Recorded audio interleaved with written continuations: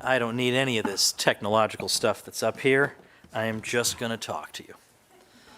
All right, well,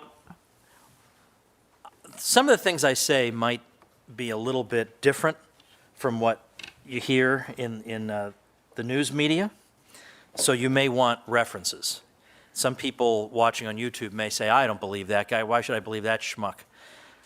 Where are his sources? So I am going to have a page on my website with the sources for some of the things that I say that you might want some source backing up. So that page is not done yet, but by the time the video appears on YouTube, Clay, make sure and delay this appropriately.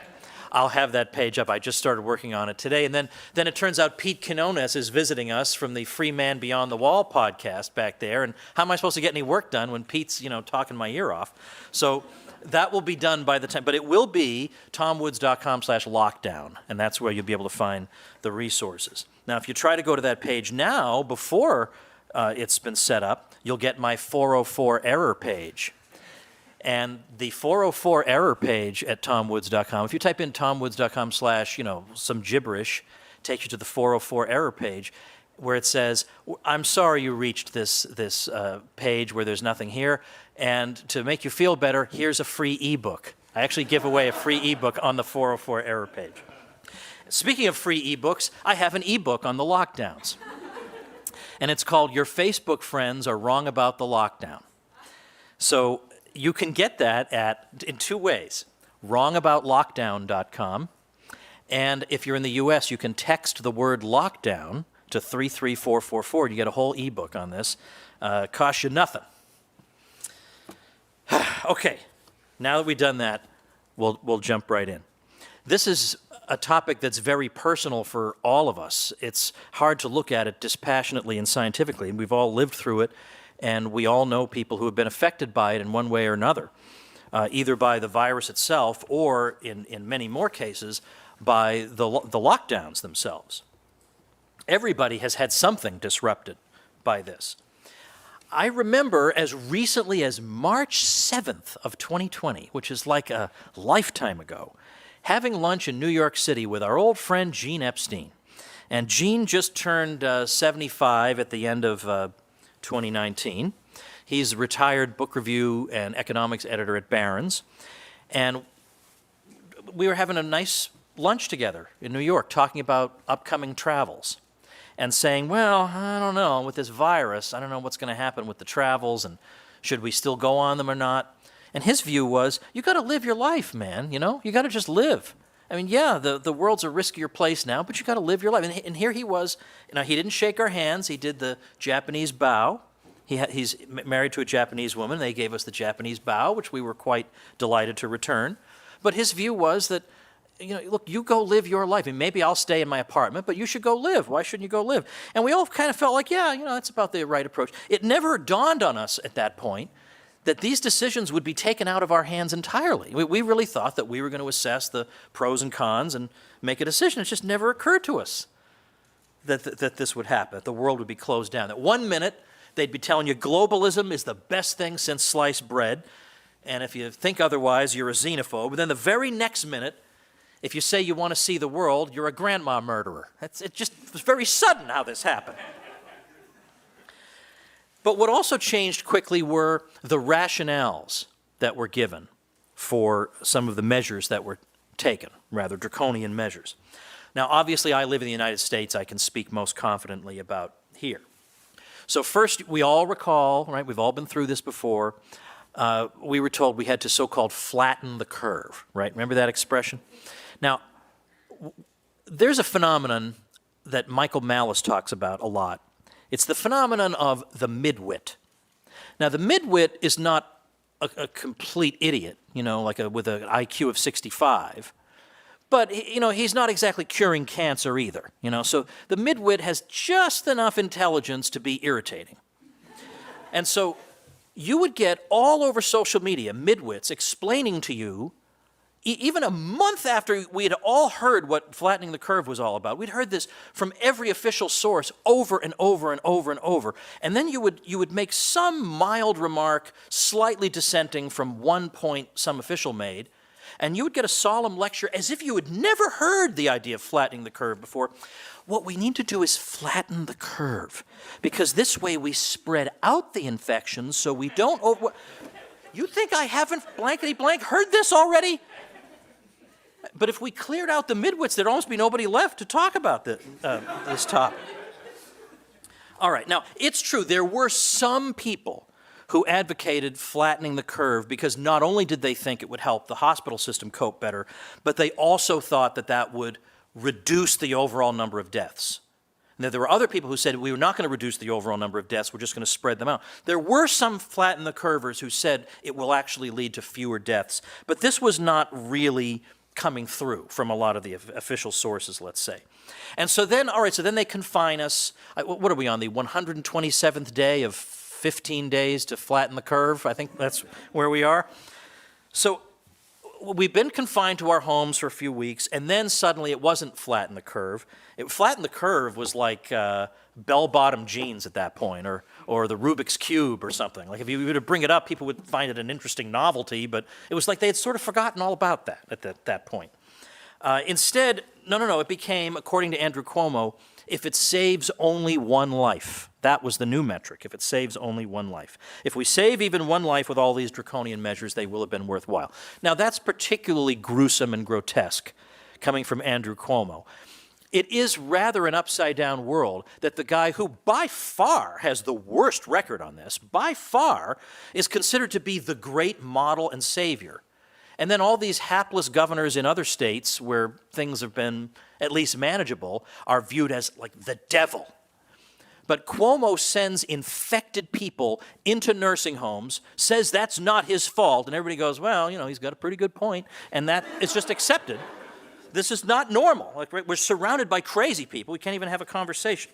Because if you try to have a conversation about this, you just want people to die.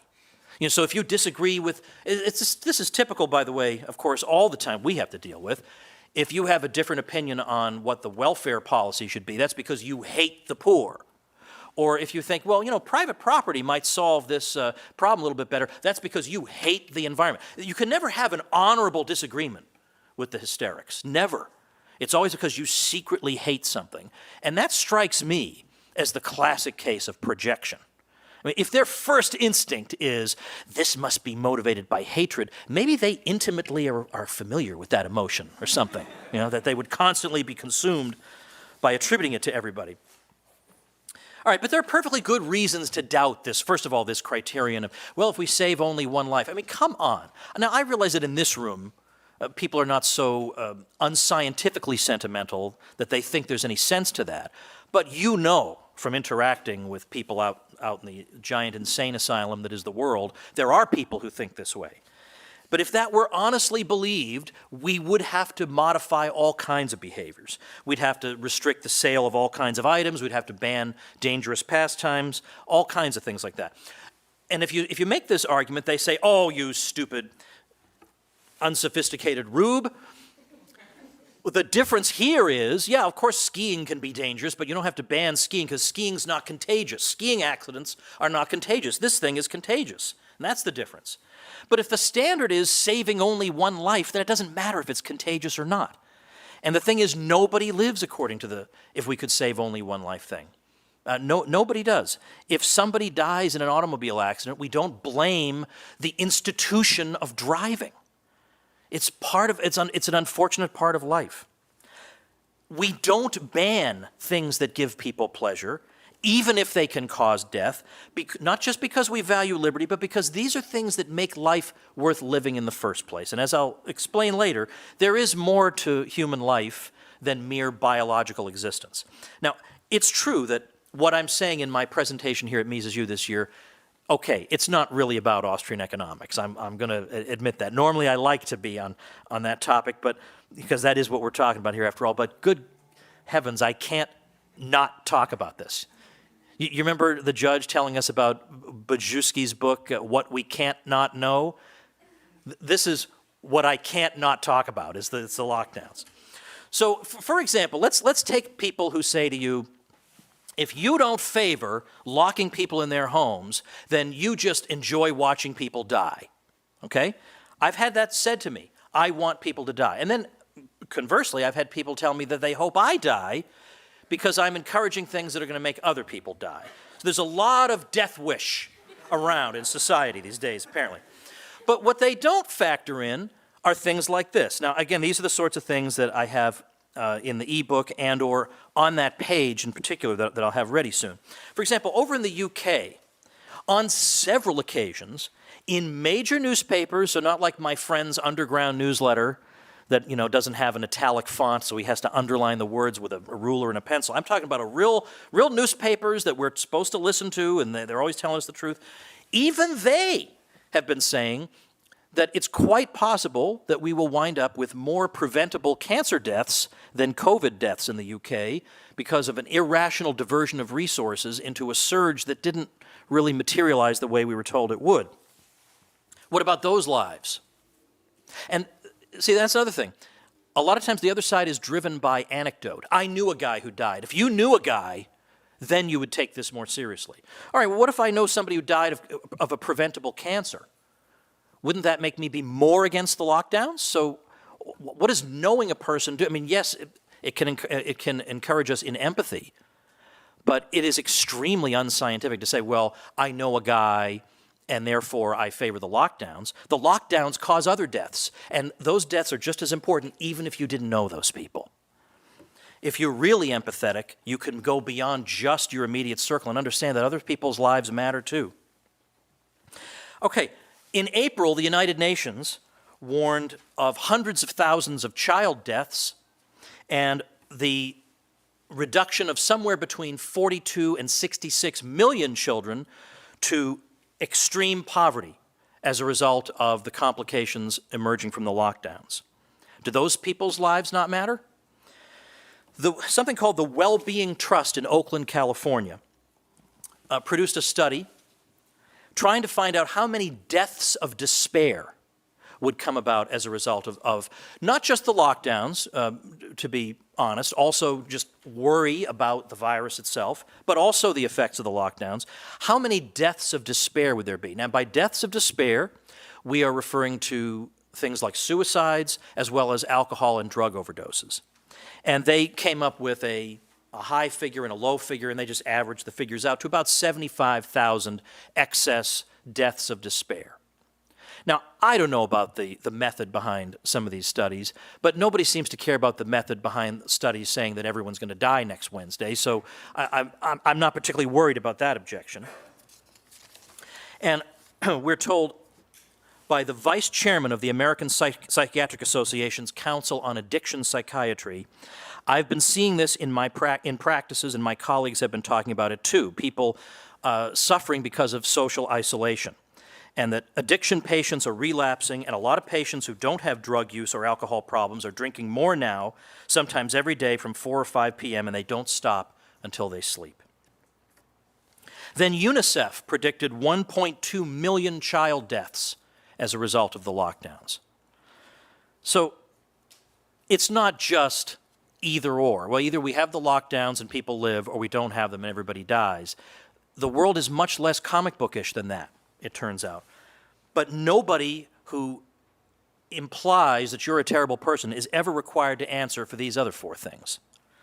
Hence, this presentation today. Now, these items go to show that if you shut down the world and you tell us that we all have to live like vegetables and that's the new normal, this has consequences. And it also reveals to us how barren it is to say you should shut up and listen to the experts. Now, obviously, there are many situations in our lives when we do simply shut up and listen to the experts. When my car breaks down, I take it to a mechanic and I pretend to understand what the hell he's talking about, and I pay him and I drive it away. I don't go up to him with a conspiracy theory. I don't say, I know Bill Gates wants to have some other kind of car and he's discouraging me in the car I have by having it break down. I don't do anything like that. I don't need to. I just get the car fixed. But the thing is, there is, and I think you can see a bit of Hayek's concern about scientism in all this, there is a superstitious reverence for so-called experts that manifests itself in the expectation that they can answer all questions. Not simply the questions they're trained to answer, but they have a holistic view of the world, and they can really answer all questions. So let's take, for example, why don't we pick somebody at random? Okay, let's just pick a random expert, Dr. Anthony Fauci. I just picked him at random. Now, people say he's an infectious disease expert, and he knows all, and he's been around a long time, and he has a lot of experience with this, and we should listen to what he says because he's the expert. Okay, it is true that he has a lot of knowledge about a lot of things. But if he says the most important thing you should value is flattening this curve, the most important thing you should value is minimizing deaths from this virus, that may well be the best judgment somebody could make. But that is a judgment call, because as we've seen, there are competing health concerns in the world. So we need to be able to make our own judgments here. Moreover, he was asked at one point, are you factoring in trade-offs here?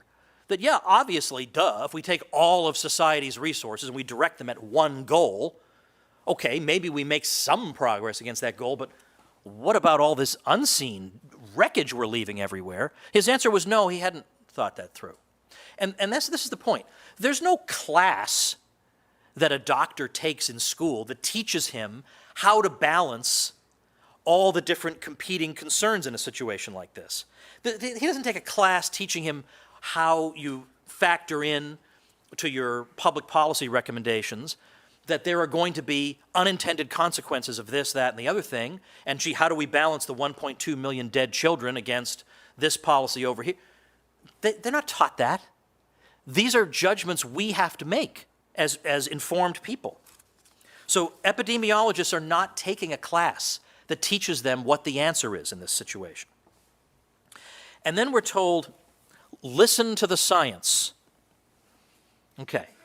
Now, in general, I don't have any objection to that. Science is a glorious thing. It's one of the great, I know people don't like to talk like this anymore, but it is one of the great creations of Western civilization, is the scientific method and all that. Absolutely agreed. But we have to understand, what is science? Science is not a series of infallible statements. That is absolutely not what we're dealing with. It's an ongoing search for the truth. So the science has been all over the place in this crisis. They're presumably trying to get a handle on what's going on.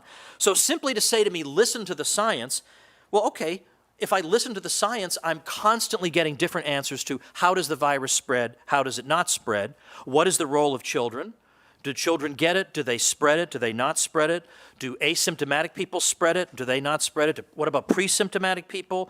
Is Sweden's approach a good idea? We were told, no, it's terrible, everybody's going to be dead in Sweden, and then we were told by the head of the Health Emergencies Program of the World Health Organization, Sweden's avoidance of a lockdown was a model, we were told, by the science. Why are some countries doing so much better than others? So the science told us that Japan should be a giant graveyard. And the ghouls were practically rubbing their hands together in anticipation at the Japanese getting what they deserved because they didn't listen to the science. And it's almost like there's something more than just science motivating these people. And none of that ever happened. Japan did fine. And then later they said, well, it's because Japan wore masks. They knew Japan wore masks when they were predicting they were all going to be dead, so nice try, bozo, to bring that one up at the end. Or whether lockdowns work. Well, show me. So I'm supposed to listen to that? I'll do my best to be informed, but it's not like there's some infallible answer that we can all be listening to at a time like this. And then, then we get told, well, why don't you talk to healthcare professionals? They'll set you straight. They'll tell you ought to shut up and listen to Dr. Fauci. But even they have differences of opinion because, believe it or not, even healthcare professionals have political ideologies. It turns out. They're not actually sitting on Platonic mountaintops abstractly contemplating the eternal forms, all of them. So if we're going with anecdotes like, hey, my friend's a nurse, and my nurse friend said such and such, well, there are plenty of healthcare professionals willing to say this has been a fiasco. And a lot of them have written to me. I have patients not coming in because they've been terrified into not coming in, and they're winding up having all kinds of problems. It turns out that I think a cardiac arrest is down by like 40% of where it would normally be. Now, either the virus is a magical curer of cardiac arrest, or people who need to go to the doctor are not going. So now I liked this statement. This came from Dr. Stephen Shapiro. He is the Chief Medical and Scientific Officer at the University of Pittsburgh Medical Center. Now I took him as being frankly a little ticked off when he first made his statement, ticked off by the exaggerated accounts of what was surely going to happen in his area. And then nothing approaching it happened, even though they prepared everything for it to happen. They're sending other patients away. They got everything ready. Not even a tiny fraction of it occurred. Yeah, we're opening back up to let sick people come back in. So this is Stephen Shapiro. These are some excerpts. We indeed saw a steady stream of patients, but never, quote, surged. At peak in mid-April, COVID-19 patients occupied 2% of our 5,500 hospital beds and 48 of our 750 ventilators. Subsequently, admissions have been decreasing, with very few patients now coming from the community, almost all now being from nursing homes. Of note, in the 36 UPMC-owned senior facilities, we have had 0 positive cases. Our outcomes are similar to the state of Pennsylvania in general, where the median age of death from COVID-19 is 84 years old. I might add, by the way, that the general statistic for the United States is that the life expectancy is about 78, and the median age of COVID-19 victim is 81.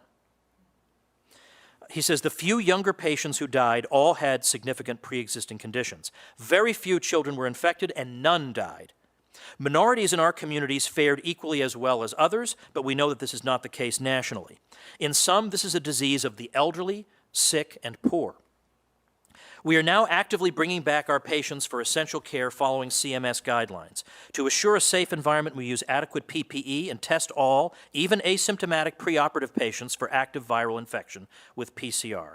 To date, 0 out of 1,000 tested positive in Western Pennsylvania, New York, and Maryland. 3 of 500 are positive in Central Pennsylvania. Our community prevalence is low, which we will soon confirm with antibody testing. And now, here's what I like the most: some humility. Despite rapid progress, there are critical gaps in our knowledge, as well as selective use of what we know.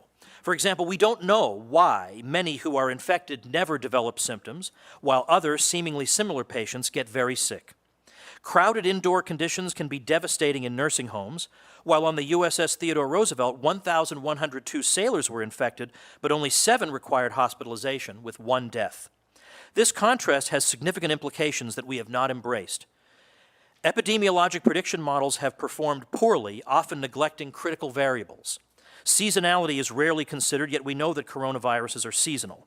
Hope is not a plan, but it is quite possible that the virus is not very healthy in the U.S. right now. The question before us is what will happen as we reopen society, and how should we manage it? For New York and a handful of other cities with high case rates as a result of density, travel, and socioeconomic issues, they must open up in a measured, stepwise manner with extensive testing, tracing, and treatment. But for the rest of the country, as people come out of their homes cautiously and safely, if we protect our vulnerable seniors, particularly those in nursing homes, we should be able to keep case rates low, buying time for a potential resurgence as we bolster our supply chain and find effective intervention. COVID-19 is a disease that ravages those with pre-existing conditions, whether it be immunosenescence or aging or the social determinants of health. We can manage society in the presence of this pathogen if we focus on these pre-existing conditions. And now here it comes, the health consequences of lockdown. What we cannot do is extended social isolation. Humans are social beings, and we are already seeing the adverse mental health consequences of loneliness, and that is before the much greater effects of economic devastation take hold on the human condition. In this particular case, the problem we're not going to be able to fix in the short term is the complete eradication of the virus. The problem we can fix is to serve and protect our seniors, especially those in nursing homes. Now, again, when you try to raise points like this, you get told by people, well, I know somebody who died who was only 37. And that's true. I believe that the statistic below age 50 in the U.S. deaths is something like 9,000 have died. So it's nothing to shake a stick at, but comparable to suicides, accidents, and whatever in that age group. I remember distinctly the New York Post ran a story about a 20-year-old who was given the all clear, they said, and then he died of the virus, I beg your pardon, of COVID-19. And they said, what a tragedy this was. Paragraph 10 tells you, by the way, he had leukemia. But yet people walk around with, I knew a guy, and these are the pro-science people, right? We're the pro-science people, and we're going to argue from anecdote. I heard there was a 20-year-old guy. This is like saying men are generally taller than women, and coming back with, what are you talking about? My wife is 6'1". Like, what is that? Like, you're not even entitled to get into, like, you need the prerequisites for Science 101 if you're at that level. More people over age 100 than under age 30 have died, which is quite interesting. And even Neil Ferguson, who was responsible for the major UK model of the virus, predicted that somewhere between 50% and 2/3 of all people who would go on to die from it would have died in 2020. That's how sick they were. So let's say just a few little statistics here, because why not? I mean, we have to have them. In New York City, that was the hardest hit part of the United States, and we can speculate as to why it hit so hard. Obviously, that horrible nursing home policy is a big part of it. I think early on, they weren't really sure about the right treatments, and I remember seeing a YouTube video of a doctor saying, the ventilators are making things worse. And people saying, oh, this is some crank doctor. Listen to the science, everybody. Listen to the science. And it turned out, oh, yeah, the ventilators are really a problem.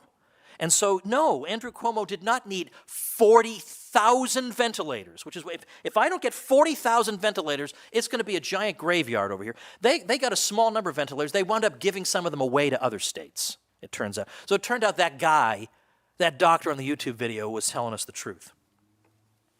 So between the ages of 18 and 44, we've seen a rate of 11 deaths per 100,000 in New York City.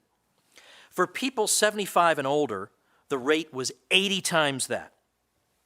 And for people under age 18, their death rate per 100,000 was 0. But this 18 to 44 group, and by the way, I know this will come as a surprise to you, but I don't belong to that group, that 18 to 44. The policy is apparently to deprive them indefinitely of all the wonderful things we oldsters enjoyed as we grew up, even though they're at essentially no risk. And yet they did a study recently where they asked people like in their 20s, how scared are you? Or like of 1,000 of your friends, how many do you think will die of the virus? And they had wildly out of scale predictions. I mean, the answer is like almost 0. And they thought it was going to be dozens of their friends would be dead. I mean, who can blame them? I mean, they're probably watching. I don't know why. Or what generation is that? Z maybe? I don't know. Why would they be watching the news? But some of them, I guess, are. I mean, why would they have this view? So it's not just that they're worried about their old relatives. A lot of them are really terrified of the likelihood of dying when they, according to everything we know, they have essentially no chance.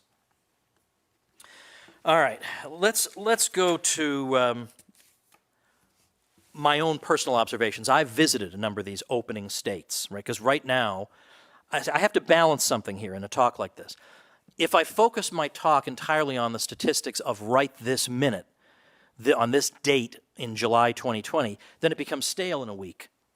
So I don't want to do that, even though I want to say a little something about that. I want to focus primarily on these big picture questions. I had a chance to visit, let's say I visited Georgia as soon as it opened up, and then Texas, and then Massachusetts. Massachusetts, where when I went to a restaurant, I had to wear the mask before we were served, and then you can take the mask off because you cannot spread the virus while you're eating. Thank God. That's such a relief. And then put it back on and leave. But I had to write my name and address down. Like it was humiliating, but when you're hungry, right? I mean, I'm not going to judge my status as a libertarian on the basis of how I act when I'm famished. So I visited a bunch of these states, and let me tell you something. They were opening very, very slowly. If people have the idea they just opened everything up and then look what happened. No, you couldn't get it. I mean, most things were shut down. In Dallas, almost every restaurant was shut down. So it's not the case. And by the way, for a couple of solid months, the case rate was still flat. even though they were to some degree open. I'll never forget going to Waffle House at 3 in the morning. That's why you go to Waffle House. It's 3 in the morning. Where else are you going to go? And it was, you had to stand outside until your food was ready. Then you could come in and sit at one of the socially distanced tables.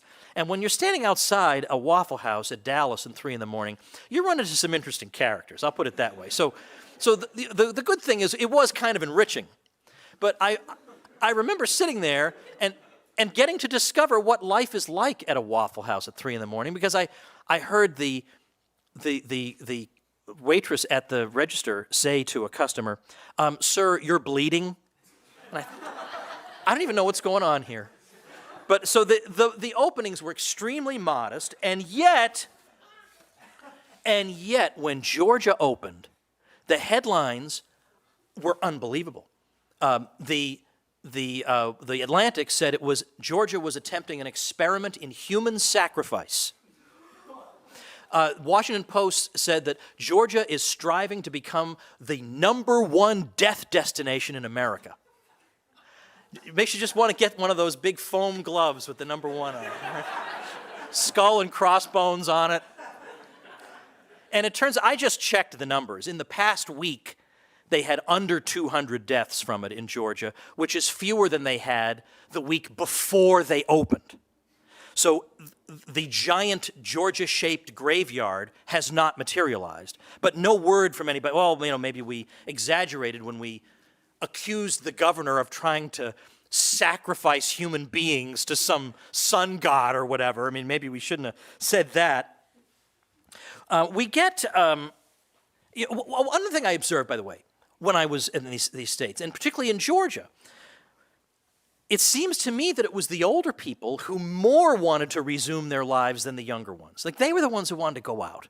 I don't want to see my grandkids on Zoom anymore. I'm willing to take the chance. I have to be human. At some level, I have to just go back to human life and take my chances. And an acquaintance of mine put it this way: I relinquish any claim on the lives of the young. As an oldster who is presumed to be peculiarly susceptible to the ravages of COVID-19, I will not ask anyone to sacrifice days, weeks, or months of their time, love, life, and livelihood on my behalf. It is grotesque for the old to ask the young to sacrifice for them. Go live your lives. Enjoy the beautiful spring weather. I have no claim on you for my welfare. Who among my fellow oldsters will release any claims on the lives of young people? Interesting way to put it. I suggested that there should be a group called Grandmas Against Lockdown. Nobody took me up on that, but it's a suggestion. So one gimmick that we got from people I call the doomers was the old jelly bean example. They would say, if you had a bowl of 100 jelly beans and you knew 3 of them were poisoned, would you take a handful of them? Now, there isn't a 3% death rate. It's extremely, way lower than that.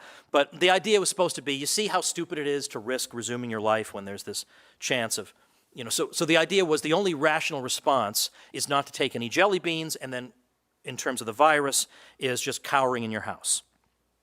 So leave aside the gross exaggeration involved. The question really being asked is, would you reach in and take something if there was a chance it contained poison?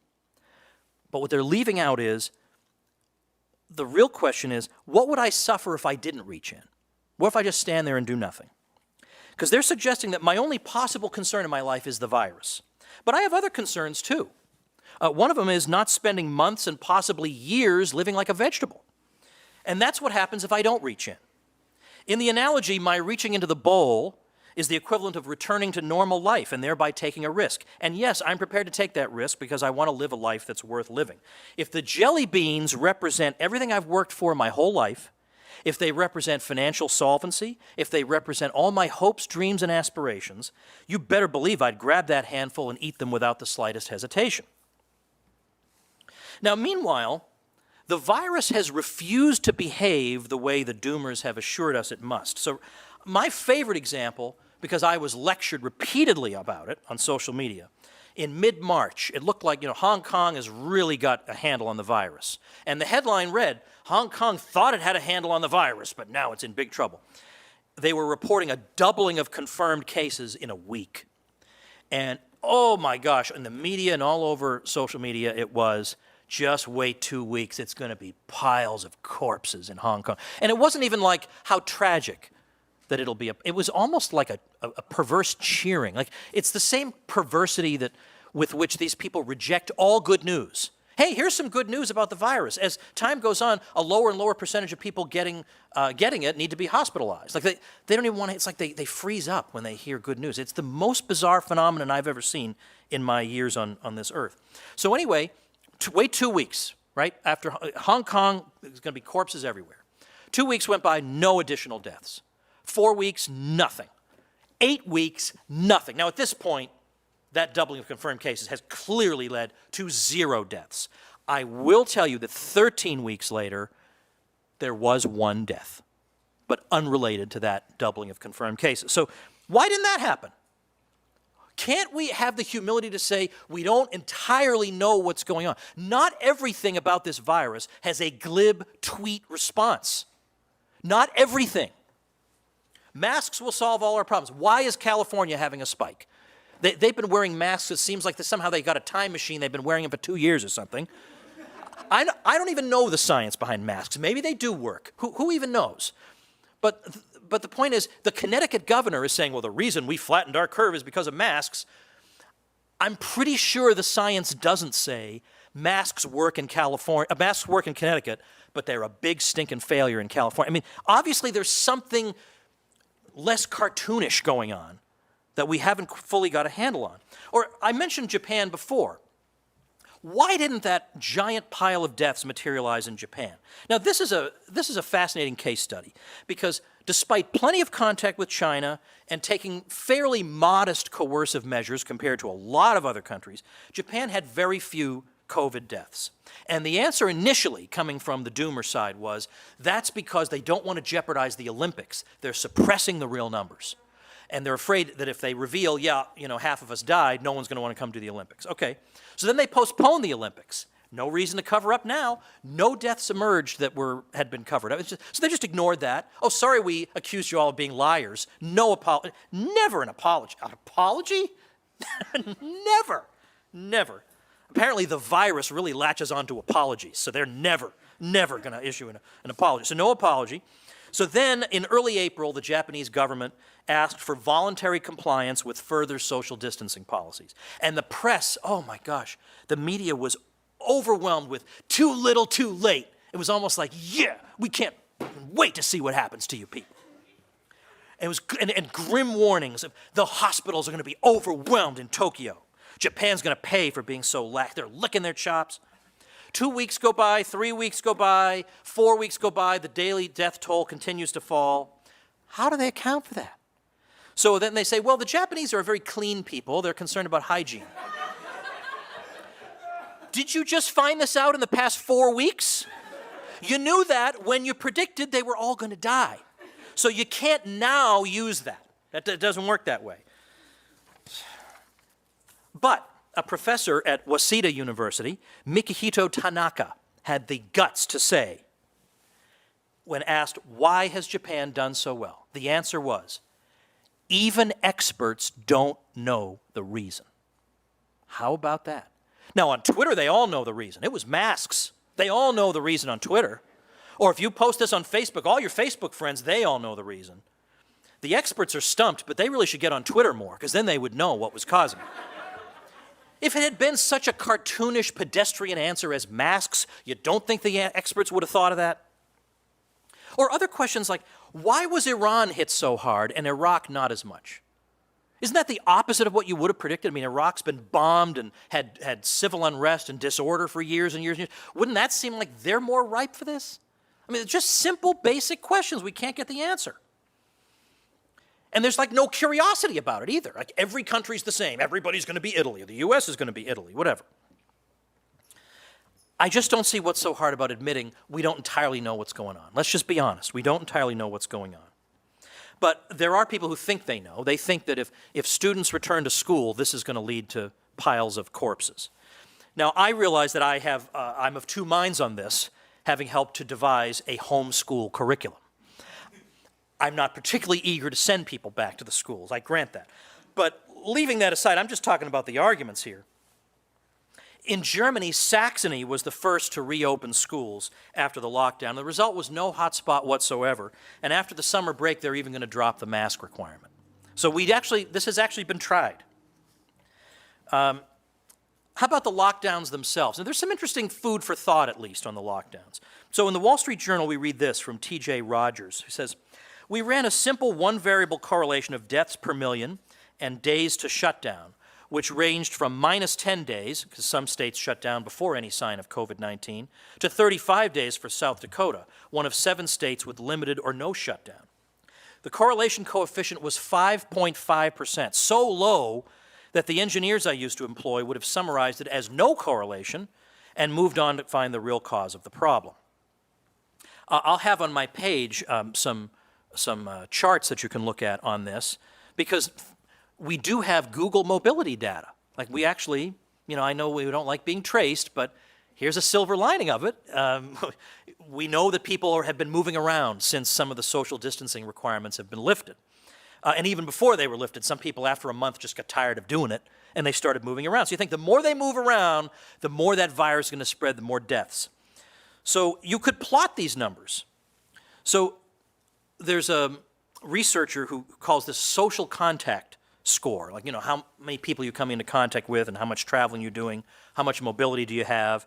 And they were looking at mobility versus deaths per million in the chart, looking at all the different states. And there's no correlation. How about staying at home? How about the shelter-in-place policy? If anything, the results show the opposite of what you would expect. Now, obviously, correlation doesn't prove causation, but I think it's reasonable to ask, could you really have causation without any correlation? I mean, what is happening here? Again, that shouldn't be, right? That should not be. Why would that be? And even I don't quite see why that should. I mean, it seems to make sense. You stay home and things should.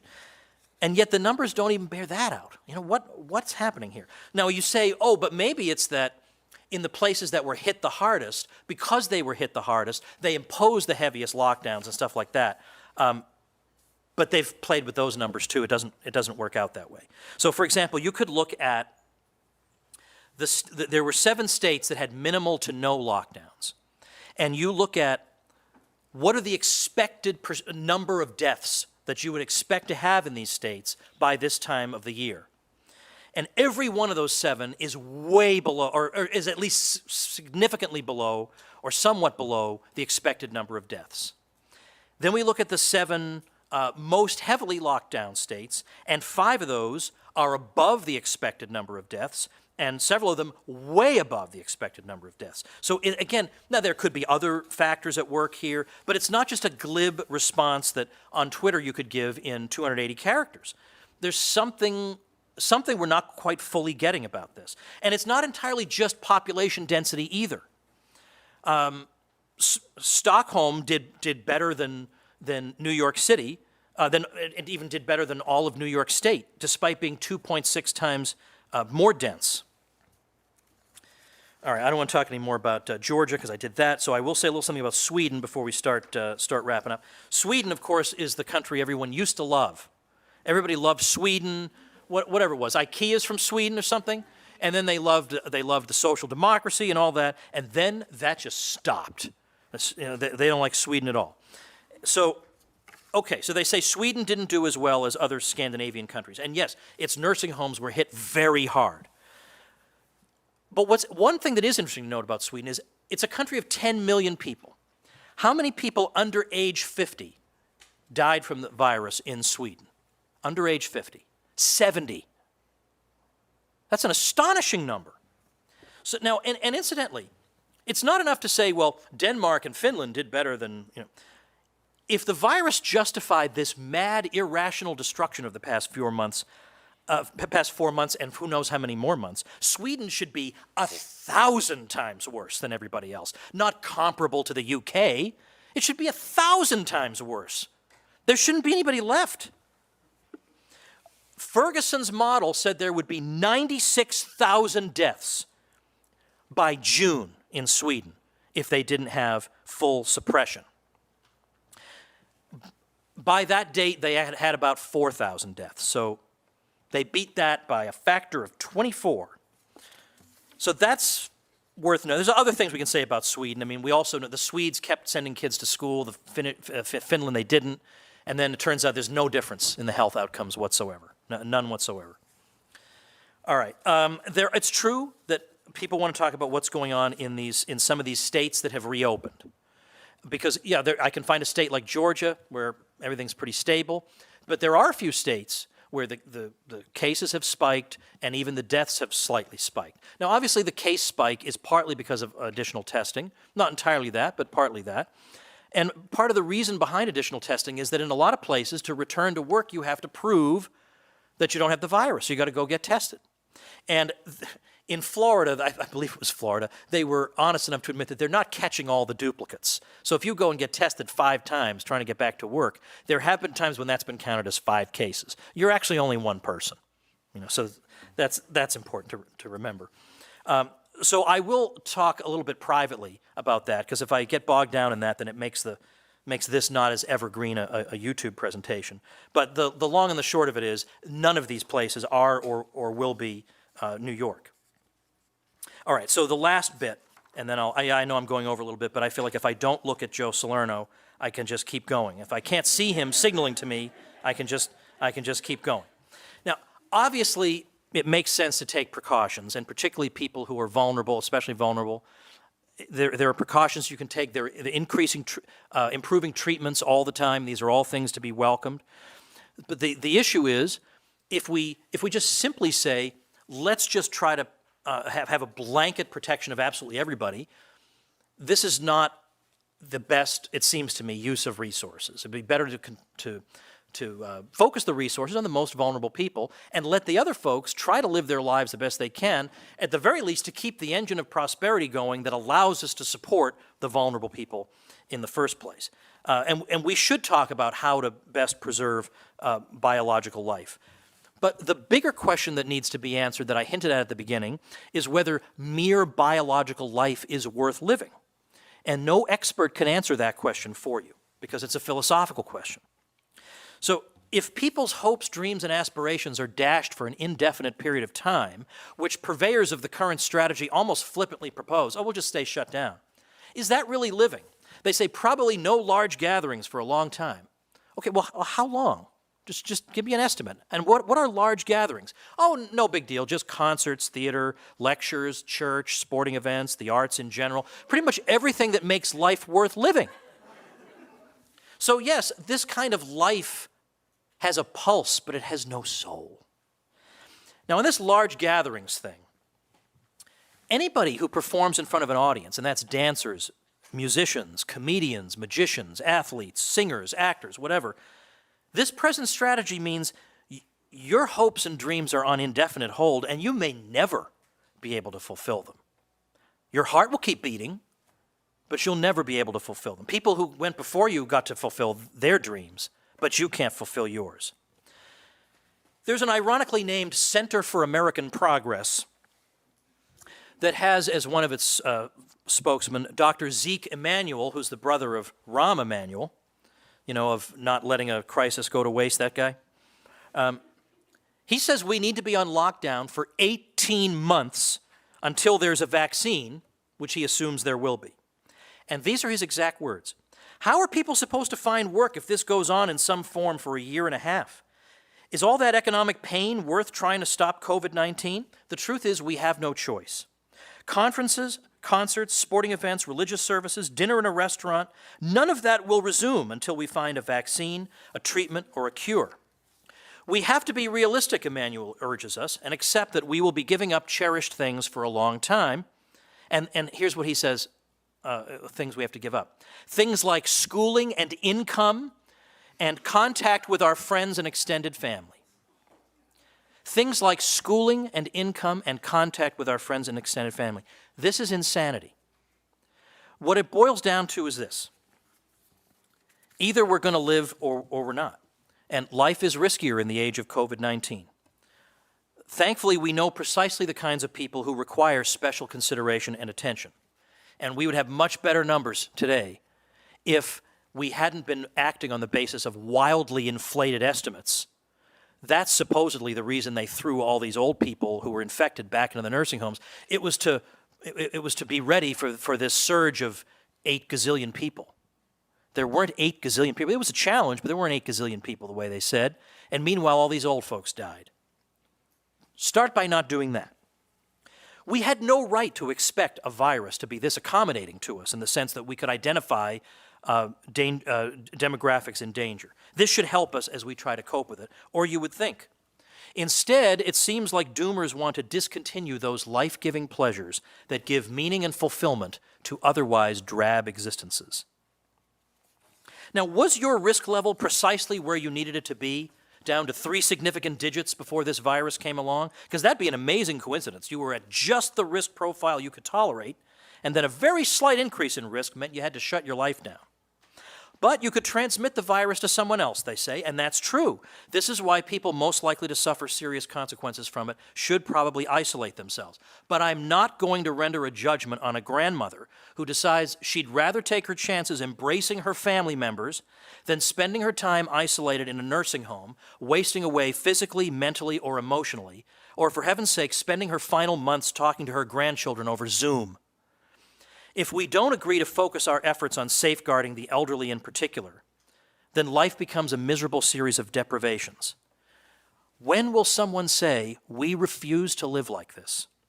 We already have some elderly and immunocompromised people, including friends of mine, saying, look, we don't even want you to live like this. We're not even asking for this. Go enjoy the one life you get, and we will do the best we can until conditions changed. We don't want our grandchildren's lives ruined. And we don't want to spend our final days staring at a computer screen. At least that way we could focus our resources on people who really need it instead of fruitlessly shipping millions of tests all over the place. Living cannot be mere biological survival because that would mean that eating cans of navy beans inside a windowless room for 75 years would be just as good as a life full of human affection, meaningful relationships, and exhilarating experiences. In the UK, Lord Sumption summed it up. What sort of life do we think we are protecting? There is more to life than the avoidance of death. Life is a drink with friends. Life is a crowded football match or a live concert. Life is a family celebration with children and grandchildren. Life is companionship, an arm around one's back, laughter or tears shared at less than 2 meters. These things are not just optional extras. They are life itself. They are fundamental to our humanity, to our existence as social beings. Of course, death is permanent, whereas joy may be temporarily suspended. But the force of that point depends on how temporary it really is. Well, right on. Thank you.